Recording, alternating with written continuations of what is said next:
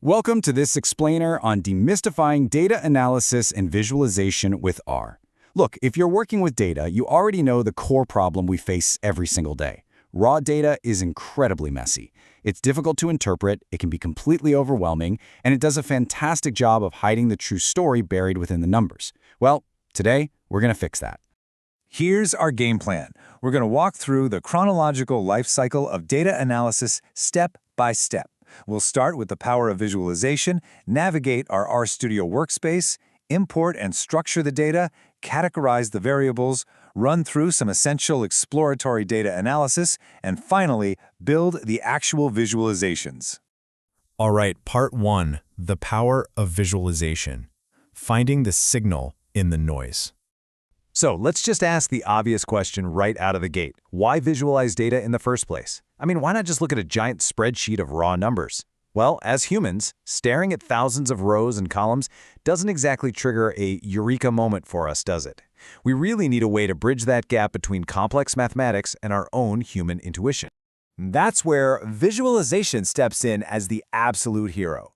It takes all that complexity and simplifies it so you can instantly identify patterns, trends, and outliers that you would literally never notice otherwise. And ultimately, this supports much faster, better decision-making.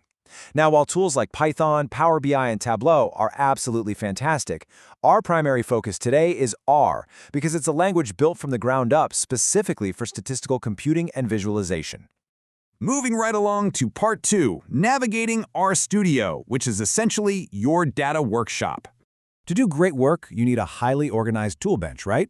Think of the R programming language as your engine and RStudio as the workshop. When you open it up, the interface is brilliantly divided into 4 main panes. Up in the top left, you've got the source. That's your code editor where you draft your scripts. Directly below that is the console, where R actually evaluates your code and spits out the immediate output. Over in the top right is your environment and history. This is super helpful because it tracks all the active data objects and variables you're currently working with. And finally, the bottom right is your utility hub for files, packages, help menus, and most importantly, it's where your final plots are going to show up. Okay, part 3, importing and structuring data. It's time to bring in the raw materials. You obviously can't analyze what you don't have. Thankfully, R makes it ridiculously easy to pull in different file formats.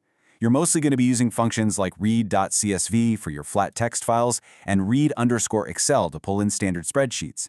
These functions securely pipe your external data right into the R environment so you can actually get your hands dirty and get to work. But once that data is inside R, it has to be stored in a specific format. We've got a few different mathematical structures, depending on the dimensions and data types, ranging from simple 1D vectors all the way up to complex lists that can hold multiple types of objects at once. Let's break those down really quickly. A vector is a one-dimensional collection of elements, and they all have to be the exact same type. A matrix steps it up to 2 dimensions, so rows and columns, but again, strictly the same data type across the board. The real star of the show, though, is the data frame. It's a 2-dimensional table that actually allows for mixed data types across its columns. This is the most widely used structure in data analysis for sure, mostly because it elegantly mimics those familiar Excel tables we're all so used to. That takes us to part 4, categorizing data types. You really need to know your variables here. Understanding your variables is absolutely vital because the type of data you have dictates exactly how you're going to graph it later. Let's look at numerical data first, which splits into continuous and discrete. Continuous data is measured. It can contain infinite decimal values. Think about measuring a student's exact height, like 170.5 centimeters. Discrete data, on the other hand, is counted in whole numbers. You can't have half a student, so simply counting 30 or 45 students in a room, that's discrete. Then we have categorical data, which stores things in groups or levels. This also splits into 2 types. Nominal data has absolutely no inherent order or ranking, think gender or a city like Mumbai or Delhi. Ordinal data, however, has a very clear ranked order, think student grades like A, B, and C, or a satisfaction survey ranging from high to low. Figuring out whether your data is continuous, discrete, nominal, or ordinal is basically the secret code for unlocking the right visualization.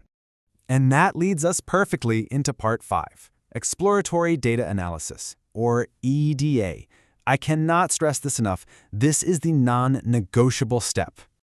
Look, before we even think about building statistical models or shiny final graphs, we have to fundamentally understand the landscape of our data set. There's a golden rule in data science. If you skip EDA, you're basically guessing.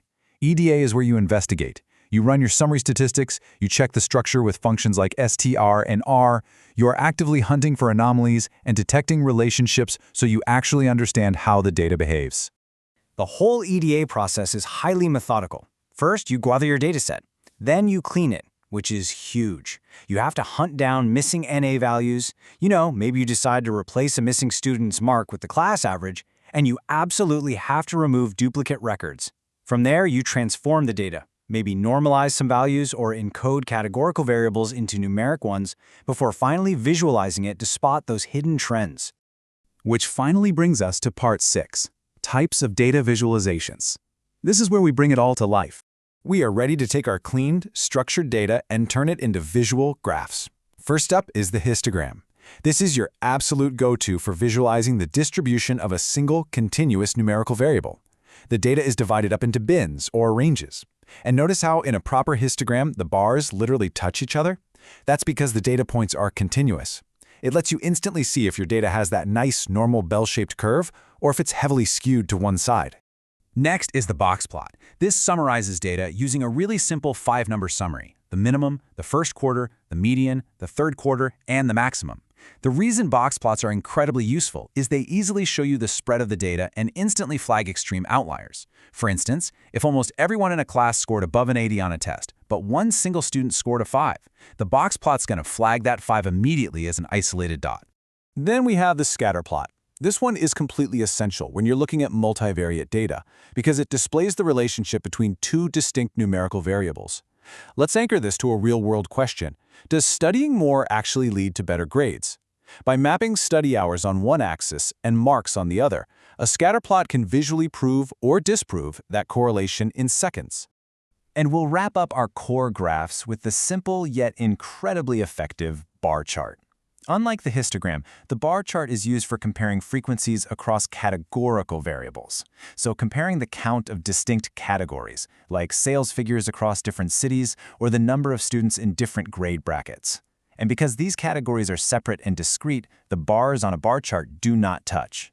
Well, that brings us to the end. The amazing thing here is that with advanced visualization packages like ggplot2, readily available in R to create incredibly complex, stunning plots, the barrier to entry has quite literally never been lower. So, my question for you is, what hidden patterns are you ready to uncover in your own data? It's time to fire up RStudio, load up a dataset, and let the data tell its story. Thanks so much for joining me on this explainer.